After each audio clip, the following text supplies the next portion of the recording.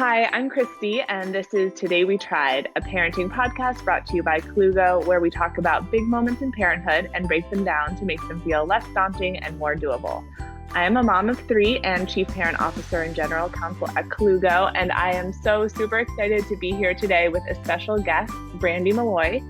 Brandi is a TV host, food reporter, lifestyle and parenting expert, and an at-home cook known for her simple and fun approach to food. She's also co-host of the awesome podcast Momhood, which everyone listening should check out. It empowers your parenthood journey because there are a million ways to mom, which I love that. And she's also a mom of 2. So Brandi, thank you so much for being here. I'm so happy to be here. Thank you for having me. Of course. Yes. I've been so looking forward to this conversation. How are you doing? Good. You forgot to add in, I'm a huge fan of Colugo. Oh, thank you. Thank you. Yeah, and if everyone's listening and hasn't seen our IGTV video where I made my no-bake chewy bars with my son Sunny in the carrier, check it out because we were just chatting about how I love wearing my babes, and your carriers are just so comfortable and cozy, and I love the prints, and it's an likewise honor to be a part of the podcast. So again, thanks for having me. Thank you. Yes, you guys should definitely check it out. We've tried those no-bake chewy bars, and they're a big hit in our house. So Awesome. definitely highly recommend that. So Brandi, why don't we, so today we're talking about cooking during COVID. You're the perfect person to chat about this with. Wow. So let's just get started here. I mean, I assume you did a fair amount of cooking before the stay-at-home orders hit, but has it changed now that we're all staying at home? Yeah, it's interesting because you're right. I love to cook, and we've cooked a lot of our meals at home even before COVID, and my husband loves to cook. But I think right now we've just been getting more creative, because sometimes if we were craving something, we're like, oh, let's go to like our favorite Indian restaurant or support our pizzeria. Now we're really limiting the times that we do take out. And we've just been, trying to use what we have at home like everyone else, maximizing fresh produce with our pantry staples. And being creative. That's so, yeah, I really do think we used to grocery shop, like I would just stop, we have a grocery store near our house. So I would just like stop in there almost every day, every couple of days. And it really is a big shift now that we're ordering groceries like every week or 10 days. So it just kind of changed your mindset about the approach to cooking for sure. I think the positive in it though is that we're really making sure that we're mindful of everything that we order, because I love grocery shopping. Oh, I used to love just walking down the aisles, and just if I was inspired by something, I would abandon the idea I already had, or I would just say, oh, let's try it. And so now I'm really being smart about my grocery delivery and looking at the list, taking inventory of what we already have. So it has been a little different. And then it's interesting because I feel like there's not a lot of waste as well. Because if I see something that's about to go bad and I'm not able to just go to the store at a moment's notice, I just think about like, okay, what can I do with that last handful of strawberries before they go bad or something? So I think a lot of us are really being mindful of food waste. And I think that's a great thing. Yeah. And it's also, I think, having everyone at home, it's like leftovers get eaten, for lunch the next day. And you're like trying to find ways to repurpose things in a different way too. And we're also doing family dinners for the first time. So I have 4-year-old twins and a 1-year-old, and we never, my husband and I worked, and we would get home while their nanny was like making them dinner, and then we would eat later. But we've all started eating at the same time, which is another bright spot out of all of this. Which we're really enjoying too. Yeah. So that's been a nice shift. And you have an added level of complexity right now because you are moving and you're kind of in an in-between home right now. Are you still there? I know. How crazy you don't is have this? A stove, I don't think. Well, what's interesting is last year we knew that we were ready to move into a bigger home. And so this move had been planned, since last year. And so we sold our first home that we brought both our babies to, and we're building something. So we're very excited. But in the interim, our buyers are newlyweds, and they were just so excited to get into the house. And it made sense. It was just the easiest for everyone, really. So it left us kind of needing a temporary place for about 5 weeks. And so the place that we have is awesome. It's in a beautiful neighborhood. Everyone has their own room, but the stove is not there. Oh my The good gosh. thing is, a couple months ago, I got a Brava smart oven and I love it. I'm a big fan. It has just made everything easy. But also because I am used to working on set where we just have like one skillet burner or one single burner, I've been really being creative about like, okay, so I need to boil the water in this, or we have the rice cooker going, the Brava on, but really with that oven, I've been able to kind of just make it work. So that's been That's a awesome. godsend. Yeah. Yeah. No, I guess you had the right training to be in this environment I now. At think least you know so. what you're doing. Yeah. That's great. Awesome. Well, let's turn to some more specifics in terms of what's working for you right now and other tips you have to share. So, what are some things that are working with you as you're cooking during COVID? So, I never really was a big meal plan person, but now I am. And I think that it just takes the stress out of it. I feel like a lot of us are just so decision fatigue, right? There's just so many Mhm. things to wrap our head around. We're working from home, we're taking care of our kids. There's a lot of added stress with what's going on in the world. It just feels like that coming up with a meal plan eliminates one extra decision that you have to figure out. So, we'll do a family vote.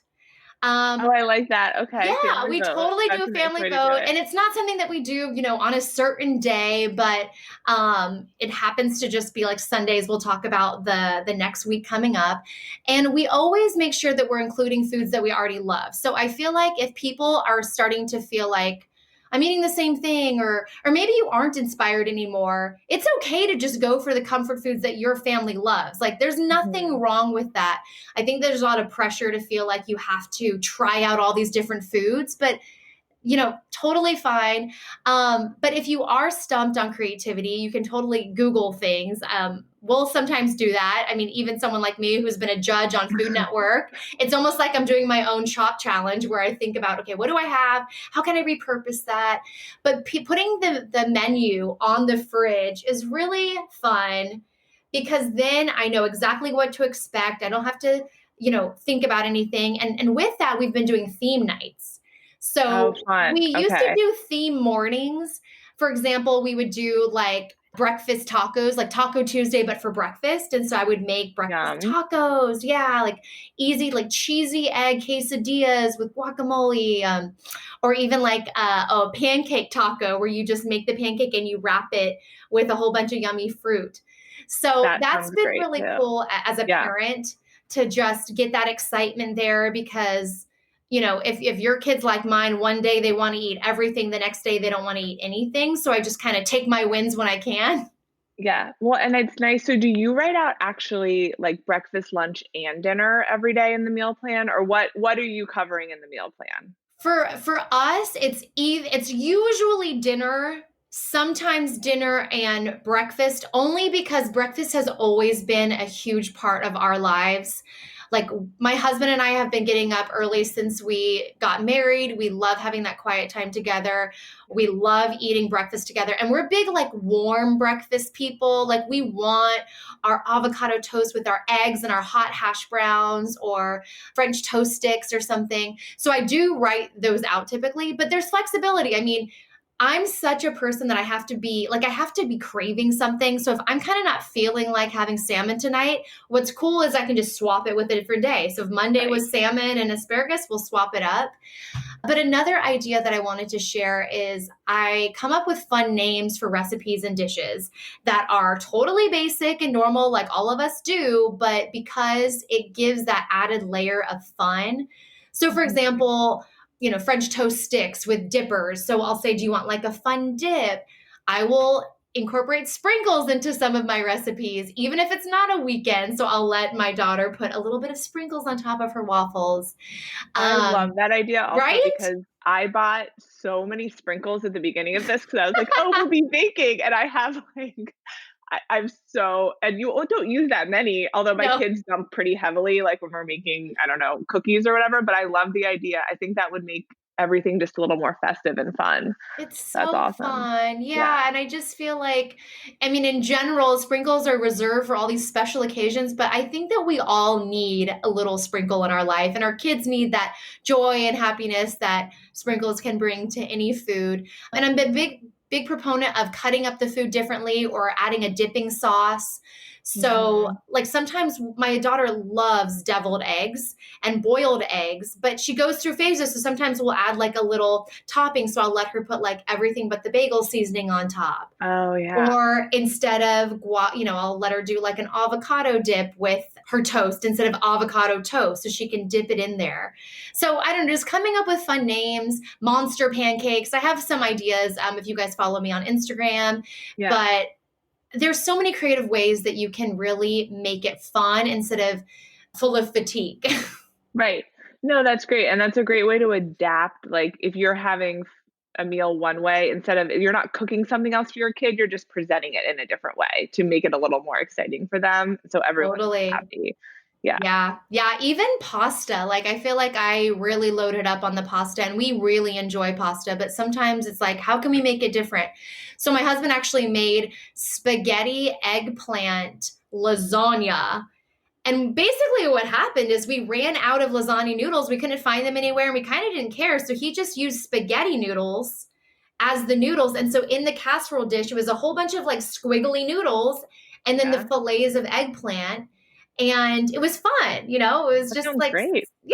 It totally tasted the same, but my daughter got a kick out of it and it was great. So that's awesome. Those are such good tips. I love this like combination of both planning and bringing joy. Like they can go together and that's awesome. All right. So let's talk about some things that you would recommend avoiding during this time. So the first one, definitely last minute planning, because that will mean food waste. Yeah. I think that when we wait too long to figure things out, you release control and then everyone wants something different. You're, wasting food because you're just, making a whole bunch of different things and the food is going to waste or using half of something. So it's really just not the smart way to set yourself up for success.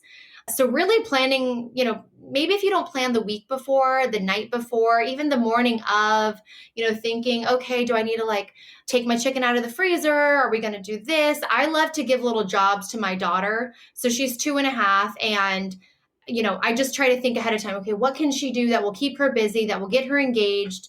She can take the peas out of the little snap pea. Oh, wow. That's very dexterous. Yeah, the little pod. Yeah, thank you. The pod. I'm like, what is that? Or transfer work or stirring things for me or washing the potatoes, just letting her like in her toddler stool over the sink. So I also feel like that helps you not feel like you're thinking last minute. For me, I'm all about leftovers one time or repurpose 2 times. Okay. Yeah. So I don't know if it's because I'm a foodie or because I just get over something, but a lot of times I'll only make enough food for us to have it one more time. Or if we're going to have it 2 more times, I'll skip a day or I'll think, how can I do something differently with this so that you're not eating the same thing over and over again. Yeah, that definitely gets boring. I remember the first year when my husband and I were married, we lived separately. I had a job in North Carolina and he stayed in DC my gosh. It was just a year. So we were whatever, we did it. But I remember when I first was living alone, I would make these like big casseroles and be like, oh, I could eat this, all week. And I was like, this is a horrible idea. So ever since then, I've been like, okay, you need to pare it down a little bit or it gets old quickly. It's a shame is sometimes it goes to waste because no one feels like leftovers. And I know you and I have little ones, but my girlfriends that have teenagers, they say teenagers eat everything, but if you're tired of the food, it ends up, just staying in that Tupperware container. So we don't want that to happen. And then my last tip was just overspending on food because you haven't done the inventory. Mm-hmm. And, we're on my husband and I, we decided to do a spending freeze except for groceries. And I think that if you have enough groceries, like we don't have a big pantry, so we didn't have a stockpile of food, but for people listening that have a really beautiful pantry, it's really important to rotate those cans forward and to see what you have and to think outside the box and think like, what can I actually make with what I already have before I go and buy more? And that's really just a budget tip that I think a lot of us should be more mindful of. Yeah, I think this moment is really like forcing that in a lot of ways. And it's a good thing to really get a handle on what you have before you go out again. Awesome. Well, these are such great tips, Brandi. Thank you so much. I'm going to be adopting them and I'm sure our listeners will too. And we will be right back after this to answer a listener question. Hi, Christy here. I wanted to take a minute to talk about Colugo.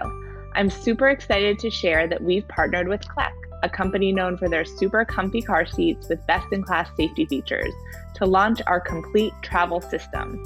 You can now buy our complete stroller, infant kit, and the Kleck Ling car seat through our website. I love Kleck car seats, we use them, and I am just so thrilled about this partnership. To check it out, head over to www.hicolugo.com. Now, back to the show. All right, I am back now with Brandi to answer a listener question that is actually something I'm very excited to get the answer to as well. So the question is, any new ideas for using all of the dried beans I stockpiled? I can definitely relate to this. And we just talked about this with kind of like going through your pantry, but then you go through your pantry, you find another bag of black beans, and you're like, okay, what next? So would love ideas on kind of how to use those in more exciting ways. Well, Christy, I am such a huge fan of desserts. So the first thing that I think of is actually black bean brownies. I would totally Oh, take those beans and make them into something sweet. If you've never had them, there are so many amazing recipes online. It just makes them fudgy and chocolatey. You can put black beans in cakes and brownies. They are so good. And then also, I'm such an appetizer person. So for me, I love a good black bean dip. I feel like that would be such a great way to incorporate those beans into an appetizer. So it doesn't feel so heavy. It doesn't feel like an added thing. You're really transforming them into something creamy, maybe a layered dip. And you can do the same thing with white beans. It's almost like a white bean dip. You can mix it with hummus. So that's for me the way that I go. But also something that I love to do is just seeing how other cultures enjoy that ingredient. So for example, a friend of mine, Donal Skian, actually, he's a huge chef.